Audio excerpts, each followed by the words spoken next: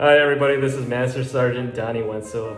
We're gonna try something new, something I've never really did before deliberately, and that is actually talk to you guys, whoever's listening, Airmen, Army, Navy, Marines, Coast Guard, Space Force, whoever wants to listen to Senior NCO, try to get their perspective on things.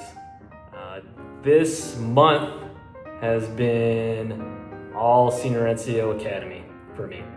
So a lot of good things that I've learned. Hopefully I can share that knowledge over to you guys. It really has given me like this idea, like how can I reach out to my airmen? How can I reach out to my troops? And I feel like videos are a great way to do that. And tomorrow, we only have 2 more days left. Tomorrow we're gonna do this personal refinement strategy brief. And I was like, dude, this stuff is good. Maybe I could actually share that with people.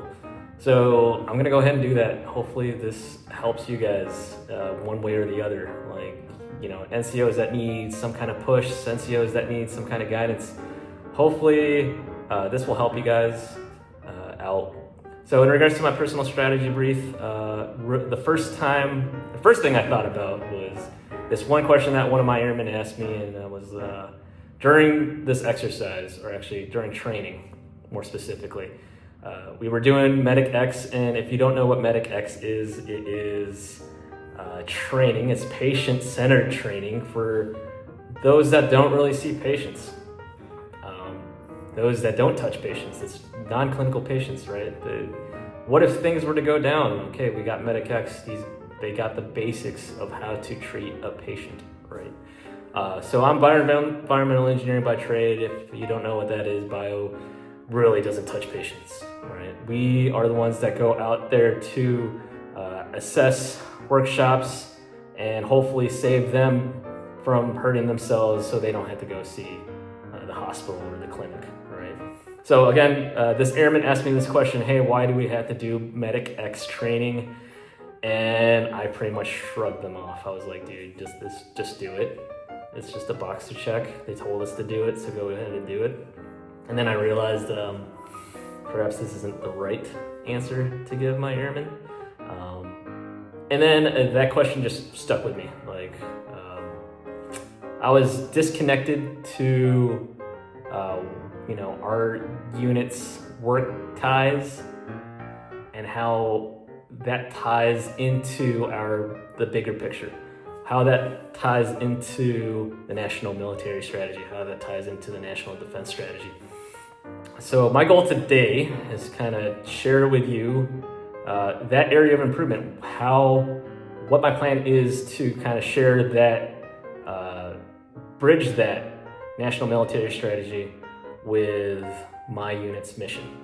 And also how I can lean on my strength, which is more geared towards ethical decision making, making the right decision at the right time to help refine my personal strategy and hopefully improve as a better leader. So I'm gonna hit on 3 main points. That first main point again is that area of improvement, just tying that national military strategy to what our people are doing.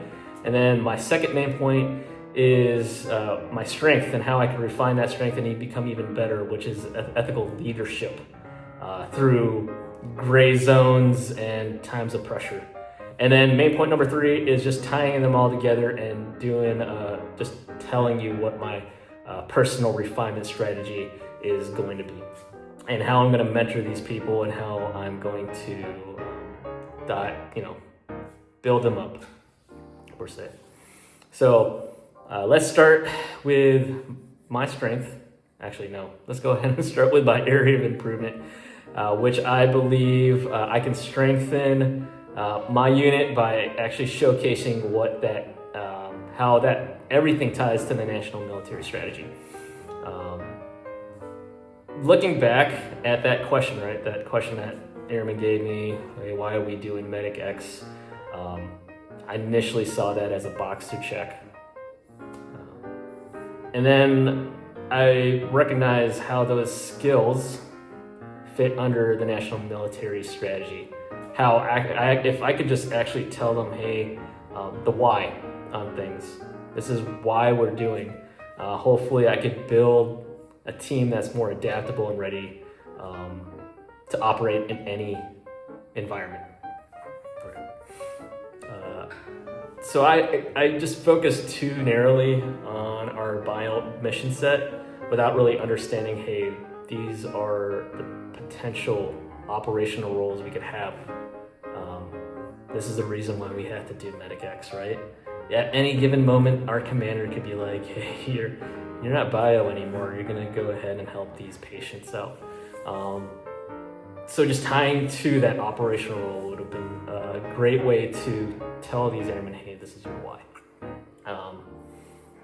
So another story, like during wing readiness exercises, sometimes we have to be called upon to do some kind of air sampling out in the field, right? And sometimes it's met with gripes and complaints like, hey, why do we have to do this? I mean, we're supposed to be exercising, we're supposed to be in MOP gear, whatnot. So actually, like tying in the why to that, what's the reason why we're doing this during an exercise, would have greatly helped, right? So if I could have added more of that national strategy, that national readiness language to whatever they're doing, right?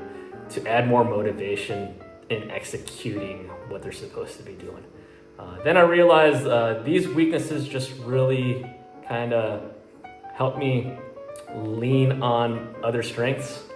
I could have just, actually worked on refining those areas of improvement. That would have helped a lot. But saying that, hey, I do have my strengths that I can work on even more. And that is ethical leadership and ethical decision making. I stay grounded when decisions get tough. I don't get frazzled too easily. And anytime there's an ethical dilemma, right, I'm the one that tries his best to make sure I'm doing the right thing at the right time. One of those examples is every year, every quarter, we have awards and promotions, right? And since I'm in a senior SEO position, I have to look at every single flight. I don't look at just my own team. And I could easily be like giving more of a leg up to my bio guys. They do outstanding things. But I could also, do what's right and actually take a look at all members that are up for awards or up for promotions and fairly look at them in a lens of unbiasedness. All right. If my guys in bio aren't up to par to everybody else or other members in our unit, right? I justifiably cannot be like, I cannot give the leg up on my bio guys. I have to look at other people equally and say, hey, this person's actually doing better at this.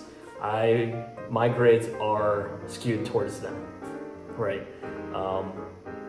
Now, I feel like those kind of moments help build trust within all other flights within that unit, and it's also kind of reinforced this culture that we're trying to get within the Air Force, which is fairness, right? Doing things not because it boosts up your guys, doing things because, hey, it's the right thing to do. Another story I have is during unit effectiveness inspections and exercises. A lot of times people will kind of turn a blind eye to any glaring mistakes that are happening. And I stress out to my teams, hey, actually do your best and notate everything that you feel isn't up to par, up to snuff in regards to inspectable items. Because if they get caught and that they got that it's there, that's just it's a no-go. It's a no bueno. It's just turning a blind eye to something that could be potentially something really bad, right? So I stress to my guys, hey, you need a self-report anytime there's an issue. Correct it, do your best to correct it, and then brief your commander, brief brief the inspectors, hey, this is what we plan on doing. This has led to 0 significant write-ups within our flight. And it's also, more importantly, it's brought full trust from the commander to our teams. And I feel that's really important. Like, anytime your commander can be like, I trust these guys, they're gonna kill it, means the world to us, right? And it means the world to our airmen, that they have full trust in them and then from their commander as a whole. So both stories, my struggle with connecting national strategy to my reliance on ethical clarity, that helped shape my refinement plan that I plan on giving you guys right now. Again, with my area of improvement, I plan on conducting more professional development sessions to flesh out and translate to my airmen these strategic documents. Again, the National Defense Strategy, National Military Strategy, very important to kind of showcase the why as to why we're doing things within not just a squadron, group, wing, MAJCOM, command structure, all that stuff. And it's incredibly important to kind of tell our airmen, hey, this is why we're doing it, and hopefully they understand. And then I do plan on going to commander's calls with more intent, deliberate focus, focusing on those strategic points, so that way I can brief to my airmen, hey, this is the reason why we're doing these things that our commander wants to do. Okay, to have our commanders back in those cases.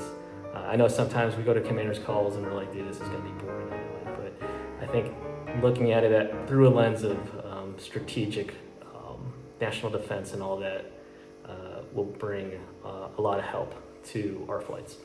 And then I plan on partnering with mentors. I plan on partnering peers, people that I trust, to kind of give me that feedback. And if there's any objectives that I see that we need to tackle and I need help with telling our airmen, hey, this is the reason why we're doing it, I got those mentors that can actually give me that feedback needed. Also, just giving them that feedback as to how they fit in with joint operations as a whole. So how I plan on refining my strength is really mentoring my younger NCOs to think more ethically through a lot of dilemmas that we face on a daily, whether it be providing feedback, providing constructive criticism, real world ethical dilemmas that we face, how we can face it, how we can do what's right, would probably help them a lot. And I feel like also documenting those tough decisions will help, because it'll provide me with a list of things that I could fall back on and reflect on as a whole. And I do plan on sharing this with subordinates and peers, and heck, I'm putting this on the web. So hopefully you guys can tell me, hey, you guys can hold me accountable, and then you could also see the growth that I'm having, right? So how this might benefit me personally, as a family guy, as a guy with a number of friends, hopefully that improves my patience with my family and friends, and hopefully it provides me with more perspective on things. And then through leadership, hopefully this builds trust and credibility within my unit, within myself, right? And then in the unit, I hope to God create more purpose-driven airmen, the people that have their why, have their purpose in life. Hopefully them understanding what strategic mission is and how that translates to what they're doing would help them a lot. So I understand that I can't really operate under vacuum, so I do have a whole bunch of people, even the classmates in senior NCOA, that I could fall back in on, very trustworthy people, and hopefully they can help guide me through my growth and my confidence. So just to wrap things up, I shared how I uncovered my gap in linking strategic mission to unit effectiveness, how my ethical decision-making might help anchor my strengths, and hopefully I can continue refining through dialogue and mentorship. Awareness leads to alignment, alignment leads to integrity. So going back to that airman in the beginning who asked me that why, that is something that I'll welcome from here on out. Now I know that I have the tools needed to translate or connect what they're doing, why they're important to the overall defense of our nation.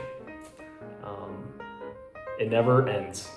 Leadership refinement never ends. So hopefully you guys see me a little bit smarter, a little bit wiser, a little bit more experience to handling these matters, and hopefully I'm developing you guys to eventually replace me, because this world is changing and we need you.